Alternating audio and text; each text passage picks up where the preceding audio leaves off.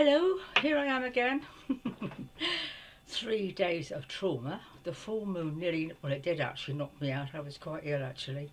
So here I am again. I've been sort of thinking, what can I talk about this time? So I'm choosing something, well, it's kind of earthly, but very sort of, well, it was transforming.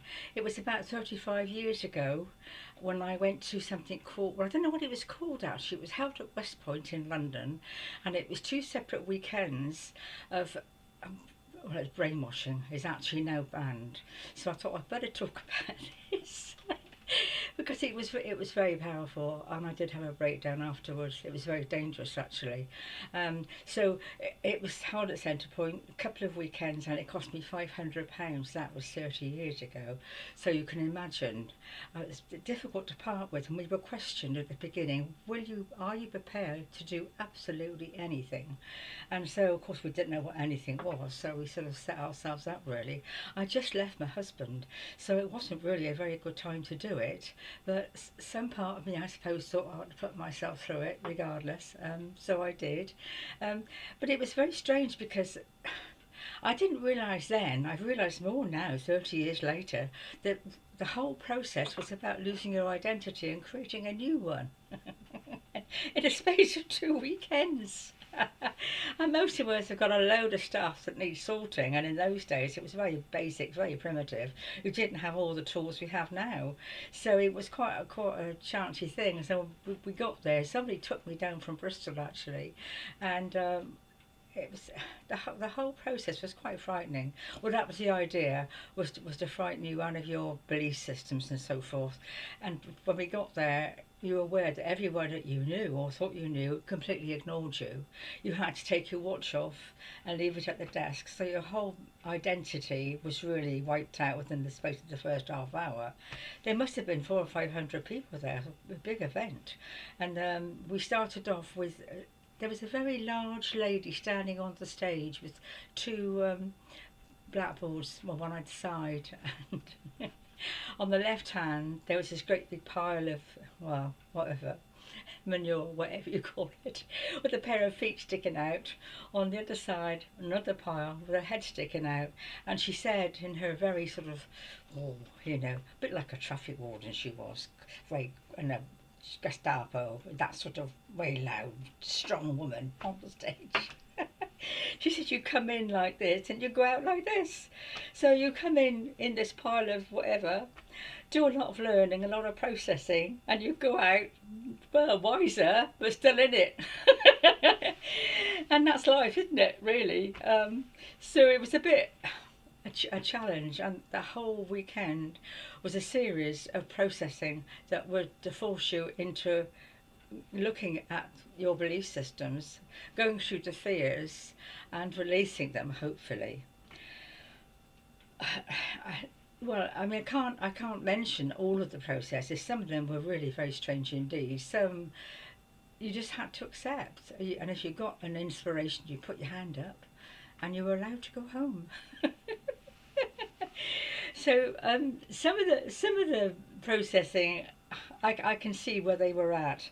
Like we were all lined up as they were going to go to school, and that was to bring up the fear of being controlled and schooling and all that. Lots of different, and one that I found quite difficult, and I think a lot of people did. There's this person on the stage yet again talking to us all, sitting in our chairs, saying, and there was two people on the stage verbally having sex with each other. And she said, right now you've got to do the same. Pick two partners.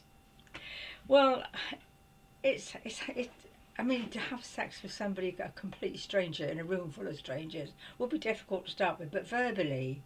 Anyway, I had two very nice men, and one I quite fancied actually, and then a lady, and I couldn't do it. I said, sorry, this is where I've reached my limit, which of course was a problem for they thought it was a problem. And on it went, all these different processes, finances. I think there were lots of I can't remember all of them because it was such a peculiar time. But we didn't have toilet breaks. We weren't allowed to have toilet breaks. I think there was a lunch break, and people were really going through quite a lot of stuff. And I've heard since that there people did have breakdowns. I'm not sure whether mine was due to that, or whether it was due to just leaving my husband. There was a lot of stuff going on anyway. It wasn't a breakdown per se. It was just like a time of being off the planet. I was still existing, still doing my jobs and all that. And I was living in a flat. I'd left my husband for this flat full of male students. You could imagine the noise and the racket and the smells and the da da da da. And my daughter, we had mistimed it slightly, so she stayed with me. So I was going through all this stuff at the same time. I was driving down to, well, somebody was taking me, driving down to London to this centre point thing and going through all these different processes. And they were some of them were really quite frightening. And I can remember, I think it was one of the final ones that we had to get up on the stage on our own and just stand there. Nobody said anything, nobody did anything. And I think that's kind of where the fear really came out. You didn't know what you had to do. And a few people really were screaming and yelling, and it was quite a frightening time actually. I don't know what I did. I think I can't remember. But anyway, I think I saw a friend of mine in the audience who was sort of egging me on because she'd done it before. You see, she's the one that talked me into this thing, and so I knew I had somebody on my side, and it wasn't nothing was going to happen to you. It was all a belief system, all in our heads that this thing was going to happen. And so every 2 weekends, you could imagine, full of this stuff, and everything that happened. It brainwashing really, and it was quite frightening. And I did go through an awful lot afterwards. I really did because, well, yeah, I just left my husband. I was already in a state, and having to put myself in that situation, I don't know why I did it really. I've often looked back, and I think I understand more of it now. Whether it changed me or not, I don't know, but it's bound to have done something, I guess. I'm not quite sure how long to go on for this video because I was a bit surprised that the average watching time is only 5 minutes, and I've been rabbiting on for a good 10 to 12 minutes. I'm thinking, am I wasting my time? Should I do it anyway? Should I try and cut it short? All the stuff. I thought, hang on a minute, I'm not doing this for other people. I'm doing it probably quite for me and to get the energy out and to talk about things I've got no one to talk to. And this thing of, I've got to think of the right word, incarceration, I suppose, the self-isolation. I must mention that briefly because I think it would help some people. I have actually been going through this self-isolation for 5 years. I've been ill for 30. After leaving my husband, I had glandular fever, which led to other things. And then I moved into this bungalow 5 years ago and I crashed. I think it was probably time for me to crash because I'd had 10 house moves, divorce, bankruptcy. Oh, that's another story. So I think it was a warm, cosy, quiet bungalow, and I think Spirit put me here just to crash, which I did. And I've got a little car. Fortunately, I can get out to get shopping and do things like that. But it was, I can reassure anyone that has to do this. I mean, 5 years is a long time, so this extra couple of months has been a bit too much for me, really. I'm at my end of my self-isolation, but it was revealing. I mean, I spent 5 years really in my head. I didn't have any friends, family's not interested, and I was just getting through from day to day. And I do have a lot of spiritual belief systems and concepts, and I can meditate, and I can, I know the theory, but when you on your own in a bungalow at night with no sleep, I didn't sleep either.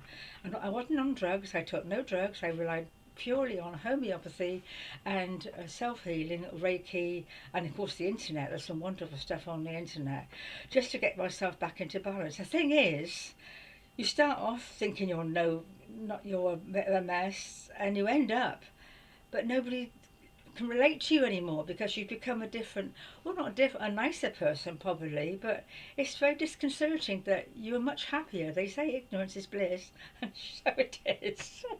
Anyway, I'm still smiling, as you can see. It was my birthday last week, getting on now. My goodness me.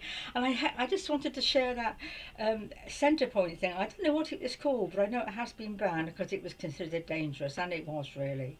And anybody with a less, I have got a very strong mind, as you can see. Anybody with, you know, a little bit kind of, you know, not quite so strong would have been tipped over the edge. If anybody's listening to this who did that, I would like to know whether they survived it. So yeah, it was an interesting time. So I'm probably not going to go on too long today because I think I was a bit, I wouldn't say I lost confidence, but I was a bit surprised because I think most of my videos, they start off a little bit tame and the punchline or the best bits at the very end, and people don't get to see those. I think probably they get fed up with seeing me chatting on, and you know, but I think the camera's not very good either, so I don't blame anyone not sticking out the whole 10-12 minutes. I've done 10 now. So on a final note, I must tell you this because it's something that it's a silly thing really, but I've got an acquaintance who helps with my computers. I bet he's watching this, and I was a bit shocked. You know, we've had all this self-isolation and distancing and masks, and so I have worn a mask actually, and I couldn't get him to answer the phone, so I sent him a email. Where are you? He said, I've been to a social distancing street party. I don't know, I can't tell you what I felt about that because it seemed like me they were being silly, breaking all the rules. I mean, how can you be social distancing at a house party? Drinking, of course, you know. And with my sense of humour, I suddenly thought, well, he could say he'd been to a masked ball. Anyway, on that note, gosh, 12 minutes again. So I don't know who's going to see this to the very end, but I hope you've enjoyed it so far. Thank you for listening. Take care. God bless. Bye bye.